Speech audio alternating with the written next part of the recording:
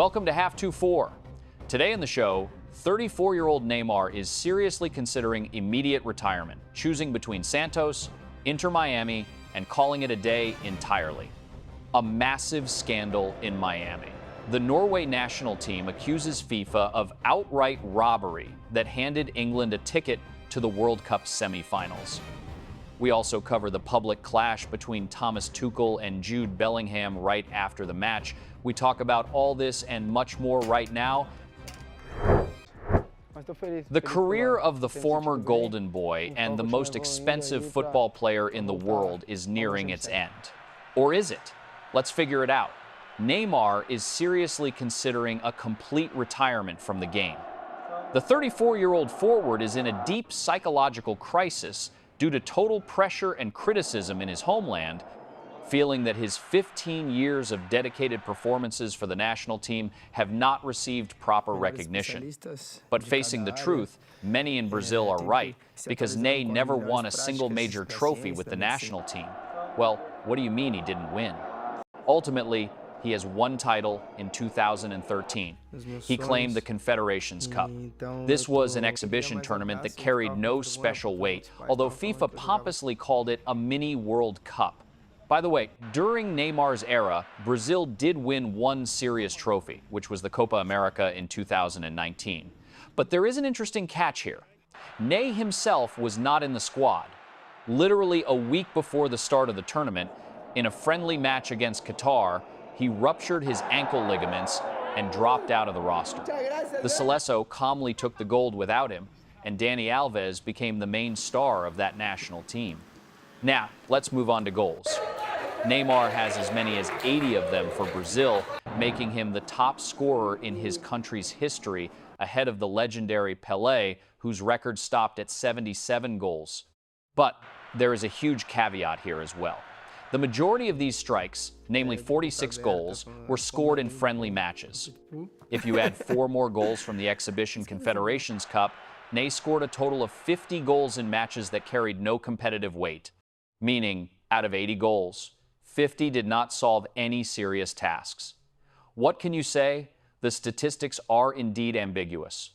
So, returning to the possible retirement, the catalyst for such a decision was, of course, the early exit of the Brazil national team from the World Cup in America, where the Seleção lost 1-2 to Norway in the round of 32. Right after the final whistle, with tears in his eyes, Neymar announced the end of his international career, symbolically noting that he had tried everything and the circle closed at the exact stadium where he once debuted. In total, the forward made 130 appearances for the national team. What do we have at the moment? There are 3 scenarios on the table for Neymar and his camp. The first option is to stay at Santos and conscientiously work through his current contract, which runs for another 6 months until December. The management of his boyhood club has already granted the player additional leave for reflection and is waiting for the final signal. The forward's father strongly insists on continuing his career, publicly pleading with his son on social media to bring back the smile on the pitch and not leave football on emotions under the weight of others' expectations. The second path involves moving to a league with less media pressure, where American Inter Miami stands as the main contender, featuring one of Ney's best friends, Lionel Messi. However, the most radical is the third option, under which Neymar could announce a complete and immediate cessation of performances at the professional level. The football player promised to deliver his final decision in the coming days after consultations with his family in the USA. What can be summarized right now? Neymar is a huge talent of an entire generation who never realized his full potential. In times when football was unconditionally ruled by Messi and Ronaldo, Ney was never forgotten. On practically any playground, children name themselves precisely Neymar when performing tricks, and the fans genuinely loved him. But Ney is also a prime example of how one can ruin a phenomenal gift. I believe that the biggest mistake of his career was his move to PSG. Yes, he became the most expensive transfer in football history for 222 million euros. But in Paris, he was no longer that magical football player. He had good stretches, but overall, it was a French story with an unhappy ending. His physical condition was significantly impacted by constant parties and lack of sleep. The body simply did not have time to fully recover, which caused the player to be constantly injured. Of course, it is also worth mentioning that he was fouled against the most. Opponents literally kicked Ney's legs in every game. Still, I think that Neymar will continue playing. Messi will convince him to move to Miami, where the legendary MSN trio will reunite. But this is just my opinion. We do not have a confirmed insider report about his future yet, so we are keeping a close eye on developments. Write in the comments whether Neymar should retire right now, or if it is better for him to move to Messi, and what you generally think about the career of the legendary Brazilian. And what about the Brazil national team itself? The early exit of the Seleção from the World Cup continues to provoke powerful earthquakes in the homeland of football. The most vocal was the legendary forward and world champion Romário, who staged an absolute demolition of head coach Carlo Ancelotti and the Seleção's attack leaders live on his own show. The 19-year-old forward Endrick suffered the most from the sharp tongue of the legend, having missed a 100% opportunity in the second half when the score was 0-1. Romário extremely emotionally dismissed all excuses regarding the young age of the forward. Many people say he is still young. I don't give a damn that he is young. He has to score that bloody goal. Young, mediocre, or old, I don't care. If he is out there on the pitch, he bears the responsibility to score, and no other way. Endrick's miss is entirely his own fault. When you get a chance like that, you must concentrate because it is the decisive goal that determines the fate of the game. I like this kid, but on Sunday, he played absolutely terribly. Romário named manager Carlo Ancelotti as the main culprit of the disgrace, demanding the immediate termination of his contract.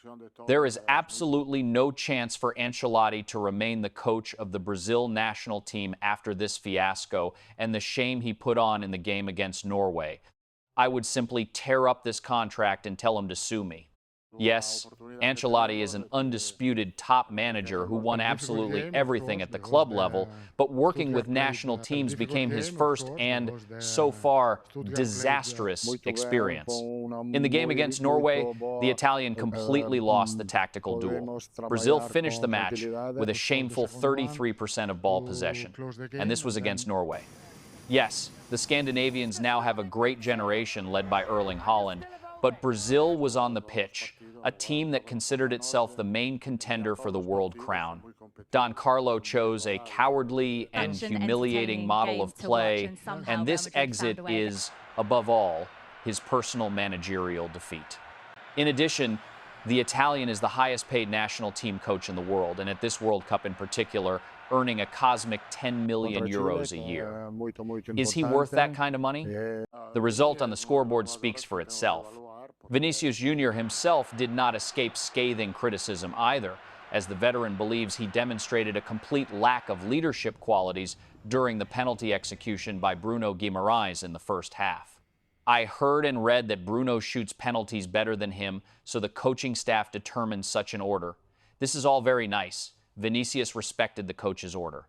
But brother, you must have character. Vinicius is the main protagonist and the best player this national team has. Take that bloody ball, take the penalty, and it's settled. Currently, fierce discussions are ongoing behind the scenes of the Brazilian Football Confederation regarding the future of the coaching staff, as some officials want to keep the Italian for the cycle until 2030. But insane public pressure might force the bosses to take radical steps. The World Cup quarterfinal in Miami between England and Norway ended in a grand scandal that completely overshadowed the breakthrough of the creators of football into the semifinals. England scraped a 2-1 victory in extra time, but what happened on and off the pitch makes you grab your head. Right after the final whistle, a public conflict flared up between the English head coach Thomas Tuchel and the team leader Jude Bellingham, while FIFA itself stands accused of outright robbery and falsifications.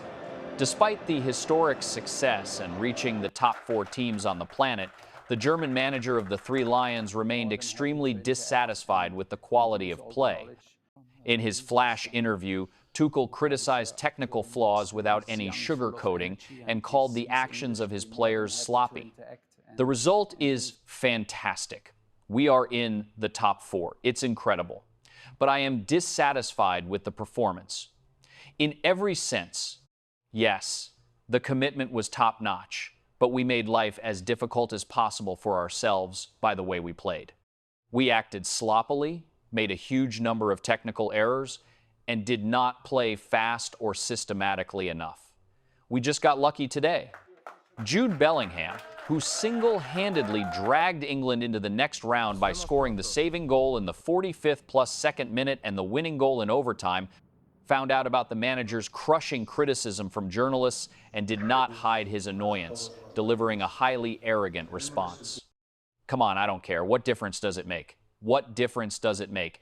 Out there on the pitch, it is incredibly difficult. It was an exhausting match.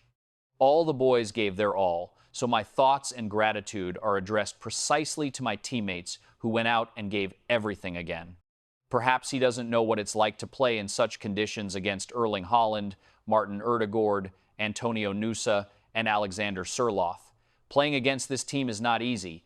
We are trying to create a positive atmosphere. You cannot win every match just by rolling the ball around and making 1,000 passes. Sometimes you have to win ugly, and we did it again. When Jude was directly asked if he agreed with Tuchel that England got outright lucky, the midfielder snapped sharply, no comment. Team captain Harry Kane tried to smooth over the rough edges and supported the manager, noting that the team understands the Germans' demands.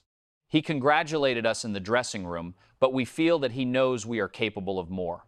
This is a positive. We are in the World Cup semifinals, but still have room for progress. Here, I absolutely agree with Harry. This is a completely normal working process from Tuchel. He brings emotion to the team and tries to keep it on its toes throughout the entire tournament, and he is obviously set on winning. As for Bellingham, this is a normal reaction from a guy after a tough game. However, the real madness, and actual robbery, as the Norwegians believe, occurred in the second half, when the score was 1-0 in favor of Norway. The Scandinavian goalkeeper Ergen Nyland cleared the ball far from his goal, and the sphere hit the tension cable of the overhead spider cam in mid-flight. Due to this micro-deflection, the ball anomalously changed its trajectory and dropped straight to the feet of the English players, who instantly launched a quick counterattack and equalized. According to official FIFA rules, the referee should have immediately stopped play and awarded a dropped ball in favor of Norway. However, the match referee missed the touch, and the video assistants were powerless due to the restricted protocol of the VAR system, which forbids reviewing such technical procedural episodes. Norway head coach Ståle Solbakken was absolutely furious at the press conference after the match. This is an absolute robbery. The system that is supposed to provide the broadcast directly influenced the result of a World Cup quarterfinal match. The referees stole a clear dropped ball from us and gifted England a goal out of nothing. The biggest absurdity lies in how FIFA itself reacted to this scandal. When in a match between Portugal and Croatia, sensors detect the touch of the ball against a microscopic hair on a player's head, the technology works perfectly. But here, when the entire planet saw a clear break in the flight trajectory on video replays, FIFA turned on its favorite honor-defending mode. The organization published a statement noting that the Kinexon sensor inside the ball did not record any vibrations or deformations in the air, meaning evidence of contact with the steel wire is missing. The officials simply covered up the refereeing disgrace with dry computer figures that completely contradict the laws of physics and common sense. Engineers are already suggesting that the powerful electromagnetic field around the SpiderCam cables could have simply blocked the radio signal from the ball for a fraction of a second. However, FIFA has no other choice but to pretend everything is clean. After all, if they admitted that the ball hit the cable, they would have to officially acknowledge a gross error by the referees that directly affected a goal in a quarterfinal. This would provoke a colossal scandal, lawsuits from Norway, and serious blows to the reputation of the entire refereeing corps. I really like this World Cup, but at the same time, it is becoming the most scandalous tournament in history. Just remember the controversial overturned red card of Bellingham and 2 crazy episodes involving a touch of the ball, in our match of England against Norway and in the already mentioned game of Portugal and Croatia. As for the England national team itself, I still stick to my prediction that I made even before the start of the tournament. These boys will take this tournament for themselves. You write in the comments what your thoughts are on all of this. Don't forget to like this video and subscribe to the channel. Have a great football time, friends.